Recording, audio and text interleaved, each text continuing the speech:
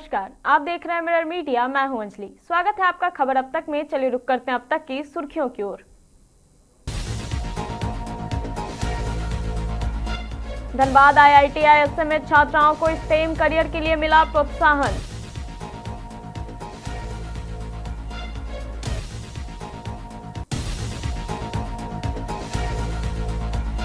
धनबाद सदर अस्पताल को मिली नई सौगात। RBSK के साथ मॉड्यूलर आयुष्मान वार्ड व पार्किंग सेट शुरू।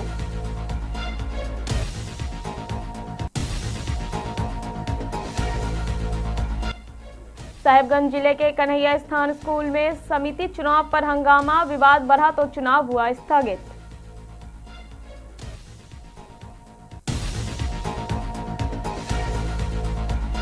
छात्रों पर लाठीचार्ज के विरोध में बोकारो थर्मल में भाजपा ने फूंका गठबंधन सरकार का पुतला।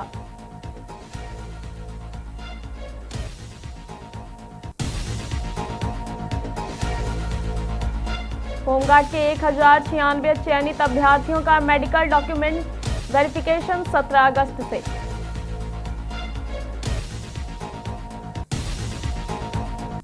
अब खबरें विस्तार से। धनबाद के IIT-ISM में बुधवार को DST विज्ञान ज्योति प्रोग्राम के तहत empowering girl students in stem कार्यक्रम का आयोजन किया गया। कार्यक्रम का उद्देश्य छात्राओं को विज्ञान, तकनीक, इंजीनियरिंग और गणित के क्षेत्र में आगे बढ़ने के लिए प्रोत्साहित करना था। कार्यक्रम में छात्राओं को स्टेम में शिक्षा और करियर की संभावनाओं की जानकारी दी गई। अतिथियों ने कहा कि ऐसे कार्यक्रम छात्राओं का आत्मविश्वास बढ़ाने और विज्ञान एवं तकनीकी क्षेत्र में उनकी भागीदारी बढ़ाने में मददगार हैं। वहीं छात्राओं ने IIT-ISM कैंपस पहुंचने के अनुभव को खास बताया और कहा कि इस तरह की पहल उन्हें भविष्य में स्टेम क्षेत्र में आगे बढ़ने के लिए प्रेरित करती है।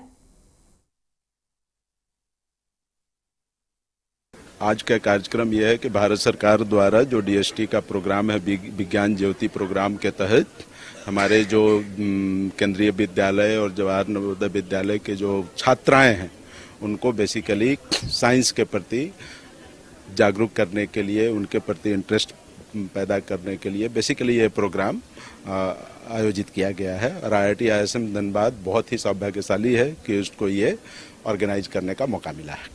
ये पहली बार हो रहा है या इससे पहले भी ऐसे कार्यक्रम? नहीं, ये every year this type of programme is being organised by IIT-ISM Dhanbad, but DST is government of India is very kind, generously having a generous support to organise this kind of programme. कैसा रुझान रहा छात्राओं का? छात्रों का रुझान आप देख सकते हैं कि छात्राएं कितने उत्साहित हैं और जो IIT-ISM धनबाद की तरफ से हम पूरे अपने परिवार की तरफ से उनको शुभकामनाएं देते हैं। अच्छी बात है आज, that mean all the girl child जितने भी है सब गर्ल्स स्टूडेंट आए हैं। और सबसे बड़ी अच्छी बात है इसमें जब पूछा गया है आप आगे क्या करना चाहते हो, इसका जो कॉन्सेप्ट है जो विज्ञान ज्योति का, जो स्टेम एडुकेशन है, साइंस, टेक्नोलॉजी, मैथमेटिक्स, तो इसमें सभी काफ़ी उत्साहित है। तो सबसे अच्छा लगा वो चीज़ देख के इधर। सभी लोग जो मैसेज यहाँ से जो लेके जाएंगे वो मैसेज अपने स्कूल में फैलाएंगे, बाकी स्टूडेंट को ट्रांसलेट करेंगे। तो इसी में स्कूल का अच्छा होगा। जो स्टूडेंट सेक्शन जो साइंस और टेक्नोलॉजी, इंजीनियरिंग, मेडिसिन वगैरह करना चाहता है, उस सोसाइटी के लिए बड़ा अच्छा मैसेज जाएगा इसमें। और इस धनबाद के सदर अस्पताल में राष्ट्रीय बाल स्वास्थ्य कार्यक्रम यानी RBSK का शुभारंभ किया गया। इसके साथ ही मॉड्यूलर आयुष्मान वार्ड और पार्किंग सेट का भी उद्घाटन हुआ। कार्यक्रम में उपायुक्त आदित्य रंजन, वरीय पुलिस अधीक्षक प्रभात कुमार और उप विकास आयुक्त सनी राज समेत अन्य अधिकारी मौजूद रहे। RBSK के तहत बच्चों के स्वास्थ्य की जांच, बीमारियों की समय पर पहचान और आवश्यक उपचार पर जोर दिया जाएगा। अधिकारियों ने कहा कि नई सुविधाओं के शुरू होने से मरीजों और उनके परिजनों को बेहतर और सुलभ स्वास्थ्य सेवाएं मिलेगी। जिला प्रशासन ने सरकारी स्वास्थ्य संस्थानों की सुविधाओं को लगातार मजबूत करने की बात कही।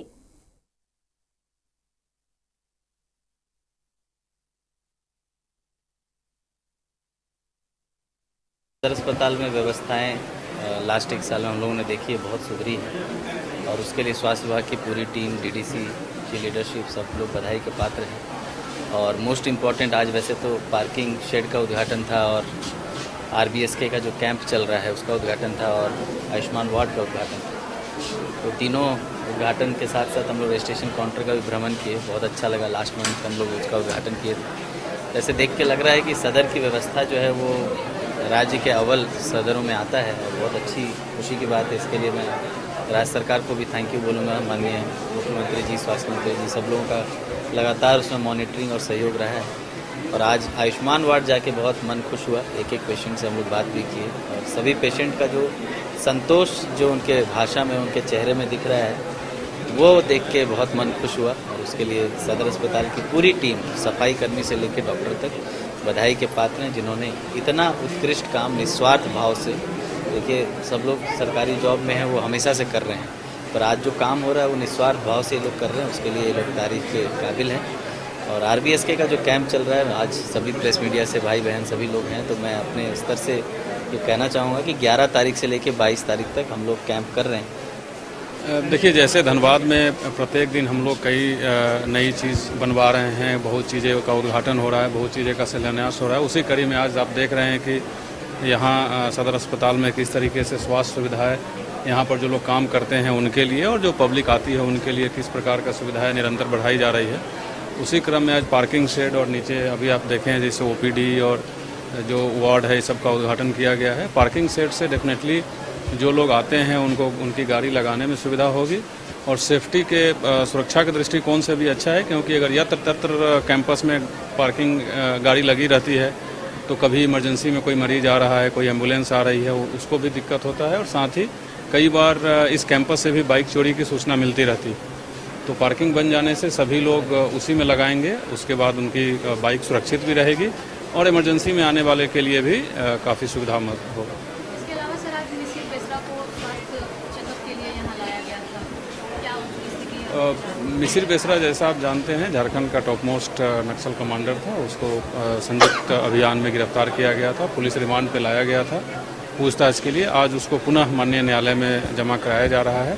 उसी क्रम में माननीय न्यायालय में जमा कराने से पहले स्वास्थ्य चेकअप कराना जरूरी होता है, उसी चेकअप में लाया गया था। आगे की क्या कार्य? साहेबगंज के राजमहल प्रखंड स्थित उत्क्रमित मध्य विद्यालय कन्हैया स्थान में विद्यालय प्रबंधन समिति के चुनाव के दौरान जमकर हंगामा हुआ। चुनाव की प्रक्रिया शुरू होने से पहले समिति के सदस्यों का चयन कर लिया गया था। पर्यवेक्षक ने चुनाव नियमों की जानकारी भी दी, लेकिन पूर्व अध्यक्ष को दोबारा अध्यक्ष बनाए जाने की बात सामने आते ही विवाद शुरू हो गया। ग्रामीणों ने इसका विरोध करते हुए पूर्व अध्यक्ष के कार्यकाल और विद्यालय से उनके जुड़ाव पर सवाल उठाए। देखते ही देखते दोनों पक्षों में कहासुनी के बाद धक्का मुक्की की स्थिति बन गई। सूचना पर राजमहल थाना पुलिस मौके पर पहुंची, लेकिन विवाद पूरी तरह शांत नहीं हुआ। आखिरकार हंगामे के बीच चुनाव प्रक्रिया स्थगित कर दी गई। पर्यवेक्षक ने कहा कि नियमों के अनुरूप प्रक्रिया पूरी नहीं हो सकी, अब नए सिरे से चुनाव की तारीख तय की जाएगी।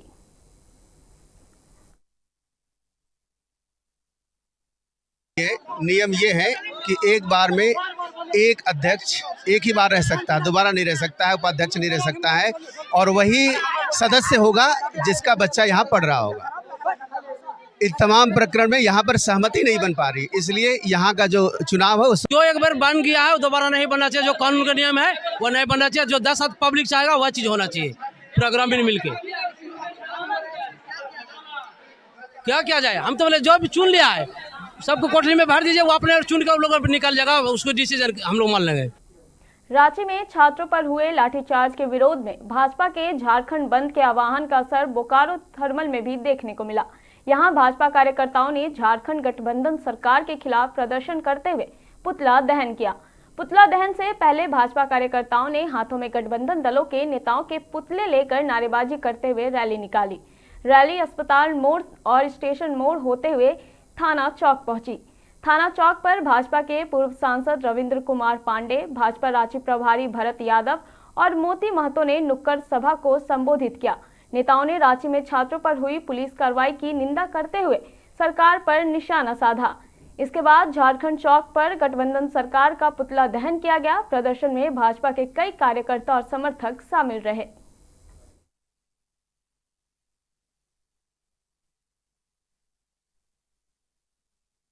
में भारतीय जनता पार्टी का प्रदेश नेतृत्व तो घोषणा किया था कि आज झारखंड बंद रहेगा, और उसी क्रम में आज बोकारो थर्मल भी बंद रहा और यहाँ के सभी प्रतिष्ठान के लोगों को हम बहुत बहुत अपनी ओर से आभार व्यक्त करते हैं कि उस सुरक्षा से उन लोगों ने बंद करके छात्रों के आंदोलन को समर्थन दिया, भाजपा के इस आह्वान में सहभागी बने।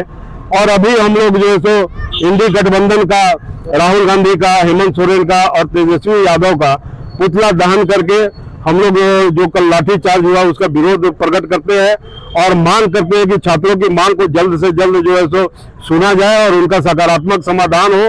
और जो ये परीक्षा में लगातार जो है सो इस प्रकार का भ्रष्टाचार हो रहा है, इसकी व्यवस्था को रिफॉर्म किया जाए, किसी छात्रों से बात करके, विशेषज्ञों से बात करके।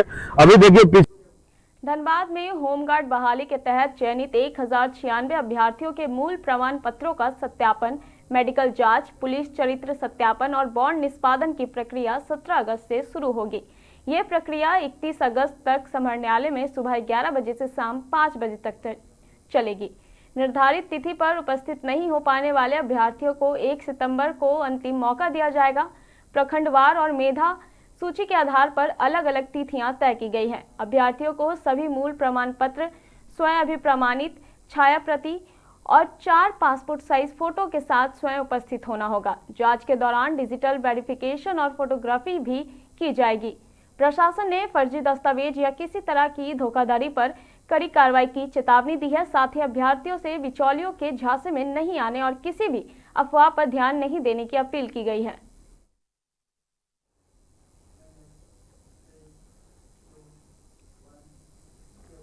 फिलहाल इस खबर में इतना ही। ऐसी तमाम खबरों के लिए बने रहे मिरर मीडिया के साथ।